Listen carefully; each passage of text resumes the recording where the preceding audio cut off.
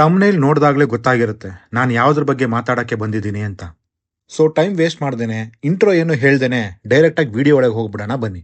Social ಮೀಡಿಯಾದಲ್ಲಿ ಬಾಯಿಗೆ ಬಂದಂಗೆ ಬೈಸ್ಕೊಂಡು ಕಿಡಿ ಹಚ್ಚಿರೋ ಅಂತ ಕೆಡಿ ಸಿನಿಮಾದ ಸಾಂಗ್ ಸೆರಗ ಸರ್ಸೆ ಈಗ ವಿವಾದ. ಎಲ್ಲಾ ಮಹಿಳಾ ಮಂಡಳಿಯವರು, ಬೇರೆ ಬೇರೆ ಸಂಘದವರು ಸೋಷಿಯಲ್ ಮೀಡಿಯಾದಲ್ಲಿ ಅಂಡ್ ಮೀಡಿಯಾ ಮುಂದೆ ಪುಂಖಾನುಪುಂಖವಾಗಿ ಭಾಷಣನ ಬಿಗಿತಾ ಇದ್ದಾರೆ. ಎಲ್ರು ಎಷ್ಟು ಅಫೆಂಡ್ ಆಗ್ಬಿಟ್ಟಿದ್ದಾರೆ ಅಂತಂದ್ರೆ, ಇದಕ್ಕಿಂತ ಮುಂಚೆ ಕನ್ನಡದಲ್ಲಿ ಈ ರೀತಿ ಏನು ಆಗೇ ಇರಲಿಲ್ಲ, ಯಾವ ಸಾಂಗ್ಸು ಯಾವ ಸೀನ್ಸು ಈ ರೀತಿ ಬಂದೇ ಇರಲಿಲ್ಲ, ಪ್ರೇಮ್ ಅವರು ಒಂದು ನೀಚ ಕೆಲಸನ ಮಾಡ್ಬಿಟ್ಟಿದ್ದಾರೆ ಅಂತ ಹೇಳ್ತಾ ಇದ್ದಾರೆ. ಅಂಡ್ ಇವೆಲ್ಲರ ರಿಸಲ್ಟ್ ಏನಾಗಿದೆ ಅಂತಂದ್ರೆ, ನೂರಾ ಫತೇಹಿ ಮತ್ತು ಪ್ರೇಮ್ ಇಬ್ರು ಬಂದು ಸಾರಿನ ಕೇಳಿದ್ರು ಅಂಡ್ ಸಾಂಗ್ ಕೂಡ ಡಿಲೀಟ್ ಆಗಿದೆ. ನನ್ನ ಪ್ರಕಾರ ಸಾಂಗ್ ಚೆನ್ನಾಗಿತ್ತು, ನನಗಿಷ್ಟ ಆಯ್ತು ಗುರು. ಪ್ರೇಮ್ ಅವರ ಮ್ಯೂಸಿಕ್ ಸೆನ್ಸ್ ಮತ್ತು ಅವರ ಲಿರಿಕ್ಸ್ಗಳು ನನಗೆ ತುಂಬಾನೇ ಇಷ್ಟ. ಈಗ್ಲಿಂದ ಅಂತ ಅಲ್ಲ, ಮೊದಲಿಂದಾನು ನಾನು ಈ ವಿಷಯಕ್ಕೆ ಅವ್ರಿಗೆ ಫ್ಯಾನ್ ಆಗಿದ್ದೀನಿ. ಅಂಡ್ ಎಸ್ಪೆಷಲಿ ಈ ಕೆಡಿ ಸಾಂಗ್ ಏನಿದೆ ನನಗೆ ಪರ್ಸನಲಿ ಇಷ್ಟ ಆಯ್ತು, ವೈಬ್ ಇತ್ತು. ಅಂಡ್ ಅಲ್ಲಿ ಬಂದಂತ ಲಿರಿಕ್ಸ್ಗಳು ಪ್ರಾಬ್ಲಮ್ಯಾಟಿಕ್ ಆಗಿದ್ವು ಅಂತ ಅನ್ಸ್ಲಿಲ್ಲ. ಸಿನಿಮ್ಯಾಟಿಕ್ ಲಿಬರ್ಟಿ ಅಂತ ಒಂದು ವಿಷಯ ಇದೆ, ಅದು ಸಿನಿಮಾ ಕಣ್ರಿ. ನಿಮಗೆ ಸೋಷಿಯಲ್ ಮೆಸೇಜ್ ಬೇಕು, ಜ್ಞಾನ ಭಂಡಾರವನ್ನ ಬೆಳೆಸ್ಕೋಬೇಕು ಅಂತಿದ್ರೆ ಸಿನಿಮಾ ನಿಮಗಲ್ಲ. ಅದೊಂದು ಎಂಟರ್ಟೈನ್ಮೆಂಟ್ ಮೀಡಿಯಾ. ಅಲ್ಲಿ ತೋರಿಸಿರೋದು ಹೇಳಿರೋದು ಎಲ್ಲವೂ ಕೇವಲ ಮನರಂಜನೆಗೆ ಅಂತ ಎಲ್ರಿಗೂ ಗೊತ್ತು. ಆದ್ರೂನು ಪ್ರೇಮ್ ಅವರ ಪೆನ್ನಿಂದ ಇಂಥ ಲಿರಿಕ್ಸ್ ಗಳು ಬಂತು ಅಂತ ಎಲ್ರು ತುಂಬಾನೇ ಅಫೆಂಡ್ ಆಗ್ಬಿಟ್ಟಿದ್ದಾರೆ ಅಂಡ್ ಮೀಡಿಯಾ ಮುಂದೆ ಬಂದು ಮೈನ ಪರ್ಚ್ಕೋತಾ ಇದ್ದಾರೆ.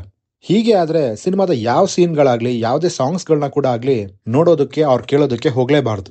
ಇದೇ ಸಾಂಗ್ ಲಿರಿಕ್ಸ್ ನ ಬೇರೆ ಯಾರಾದ್ರೂ ಬರ್ದಿದ್ರೆ ಈ ಜೋಕರ್ಸ್ ಗಳಿಗೆ ಇಷ್ಟೊಂದು ಪ್ರಾಬ್ಲಮ್ ಆಗ್ತಿರ್ಲಿಲ್ಲ. ಇಲ್ಲಿ ಯಾರ್ಯಾರೋ ಎಷ್ಟೋ ಜನ ಮೀಡಿಯಾ ಮುಂದೆ ಬಂದು ಅವ್ರ ಸೋಷಿಯಲ್ ಮೀಡಿಯಾದಲ್ಲಿ ಬಡ್ಕೊಂತಾ ಇದಾರಲ್ಲ, ಅವ್ರುಗಳು ಹುಟ್ಟೋಕ್ಕಿಂತ ಮುಂಚೆನೆ ಪ್ರೇಮ್ ಅವರು ಬ್ಲಾಕ್ ಬಸ್ಟರ್ ಸಿನಿಮಾಗಳನ್ನ ಕೊಟ್ಟಿದ್ದಾರೆ. ಅಂಡ್ ಅಂತ ಪ್ರೇಮ್ಗೆ ನೀವು ಲಿರಿಕ್ಸ್ ಬರೆಯೋದನ್ನ ಹೇಳ್ಕೊಡ್ತೀರಾ? ನಾನಿಲ್ಲಿ ಪ್ರೇಮ್ ಅಂತ ಡಿಫೆಂಡ್ ಮಾಡ್ತಿಲ್ಲ. ಯಾವುದೇ ಡೈರೆಕ್ಟರ್ಗಳಿಗೆ ಹೀಗಾಗಿದ್ರೆ ನಾನು ಇದನ್ನೇ ಹೇಳ್ತಾ ಇದ್ದೆ. ನಿಮ್ಮ ರೆಫರೆನ್ಸ್ಗೆ ಇರ್ಲಿ ಅಂತ ಒಂದಿಷ್ಟು ಎಕ್ಸಾಂಪಲ್ಗಳನ್ನ ಕೊಡ್ತೀನಿ. ಒಬ್ಬ ಗೋಲ್ಡ್ ಸ್ಮಗ್ಲರ್ ಬಂದು ಪೊಲೀಸ್ ಸ್ಟೇಷನ್ ನ ಬ್ಲಾಸ್ಟ್ ಮಾಡೋಂತ ಸೀನ್, ಅದೇ ಸಿನಿಮಾದಲ್ಲಿನ ಒಂದು ಐಟಮ್ ಸಾಂಗ್ ರೀಸೆಂಟ್ ಆಗಿ ರಿಲೀಸ್ ಆಯ್ತಲ್ರಿ, ಟಾಕ್ಸಿಕ್ ಇಂಟ್ರೋ ವಿಡಿಯೋ. ಇವ್ರದ್ದು ಮಾತ್ರ ಅಲ್ಲ, ಇನ್ನೂ ಸುಮಾರಿದೆ.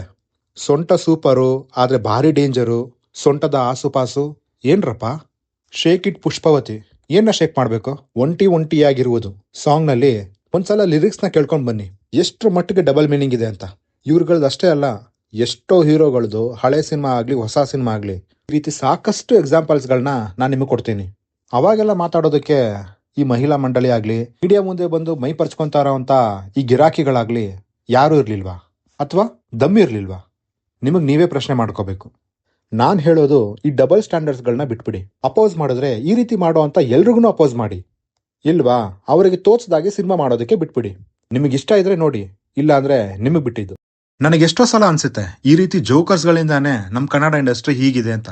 ಸಂದೀಪ್ ರೆಡ್ಡಿ, ವಂಗ ಅಂತ ಡೈರೆಕ್ಟರ್ಸ್ ಗಳು ನಮ್ ಇಂಡಸ್ಟ್ರಿಗೆ ತುಂಬಾನೇ ಅವಶ್ಯಕತೆ ಇದೆ.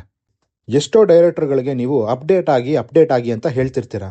ಅಪ್ಡೇಟ್ ಆದ್ರೆ ನಿಮಗೆ ತಡ್ಕೊಳ್ಳೋಂತ ತಾಕತ್ತೇ ಇರೋದಿಲ್ಲ. ಇದ್ರ ಮುಂದೆ ನಾನು ಇನ್ನೇನು ಹೇಳೋದಕ್ಕೆ ಹೋಗೋದಿಲ್ಲ. ಇಷ್ಟು ಹೇಳಬೇಕು ಅಂತ ಅನಿಸ್ತು, ಹೇಳ್ದೆ. ನಿಮಗೂ ಏನಾದರೂ ಹೇಳಬೇಕು ಅಂತ ಅನ್ಸಿದ್ರೆ ಅಥವಾ ನನಗೆ ಬೈಬೇಕು ಅಂತ ಅನ್ಸಿದ್ರೆ ದಯವಿಟ್ಟು ಕೆಳಗಡೆ ಕಮೆಂಟ್ ಮಾಡಿ ತಿಳಿಸಿ. ಮುಂದಿನ ವಿಡಿಯೋದಲ್ಲೇ ಸಿಗೋಣ ಅಂತ ಹೇಳ್ತಾ ನಾನಿನ್ನು ಹೋಗ್ಬಿಟ್ಟು ಬರ್ತೀನಿ.